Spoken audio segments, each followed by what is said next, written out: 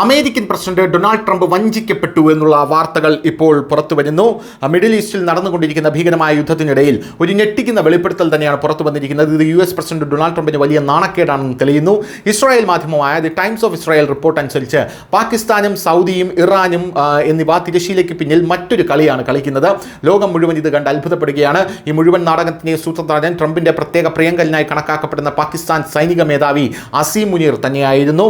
Saudi അറേബ്യയെ രക്ഷിക്കാൻ വേണ്ടി മുനീർ ട്രംപുമായി ഒരു കളി കളിച്ചു. പക്ഷേ അവസാനം അദ്ദേഹത്തിന് ഈ ജോലി പൂർണ്ണമായും ശരിയാക്കാൻ കഴിഞ്ഞില്ല. സ്വന്തം ഖജനാവിലും ഇറാനിയൻ സൈനിക ജനറൽമാരുടെ ഖജനാവിലും പണം നിറയ്ക്കാൻ അസീം മുനീർ രഹസ്യമായ ഒരു എണ്ണ സംരംഭം നടത്തിയതിനാൽ സൗദി അറേബ്യക്കെതിരായിട്ടുള്ള ഇറാനിയൻ ആക്രമണങ്ങൾ പോലും നിർത്തലാക്കപ്പെട്ടു എന്നുള്ളതാണ്. അമേരിക്കയ്ക്ക് അതിനെക്കുറിച്ച് അറിയില്ലായിരുന്നു. അമേരിക്കയുടെ മൂക്കിന് കീഴിൽ 3 രാജ്യങ്ങളും അവരുടെ സ്വാർത്ഥ താല്പര്യങ്ങൾ എങ്ങനെ നേടിയെടുത്തു എന്ന് ഇപ്പോൾ ലോകം കണ്ട് അത്ഭുതപ്പെടുകയാണെന്നാണ് പറയുന്നത്. അതായത് അമേരിക്കയെ മുന്നിൽ നിർത്തിക്കൊണ്ട് വലിയ കൊള്ളയാണ് അസീം മുനീർ നടത്തിയിരിക്കുന്നത് എന്നുള്ളതാണ് പ്രധാനപ്പെട്ട കാര്യമെന്ന് പറയുന്നത്. മുനീറിന്റെ രഹസ്യ പന്തയത്തിന് ശേഷമാണ് സൗദിയിലേക്കുള്ള ആക്രമണങ്ങൾ നിലച്ചത്.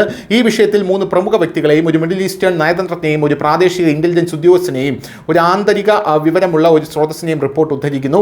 US ഭരണകൂടത്തിന്റെ വലിയ അവകാശവാദങ്ങളും പ്രത്യേകിച്ച് ട്രംപിന്റെ കടുത്ത നയതന്ത്രങ്ങളും മാറ്റിവെച്ച് ഫീൽഡ് മാർഷൽ അസീം മുനീർ ഇറാന്റെ ഇസ്ലാമിക് റവല്യൂഷണറി ഗാർഡ് കോർപ്സ് മേധാവി അഹമ്മദ് വാഹിദിയുമായി നേരിട്ട് ബന്ധപ്പെടുകയായിരുന്നു എന്നുള്ളതാണ് പ്രധാനപ്പെട്ട കാര്യം. News desk news Malayalam.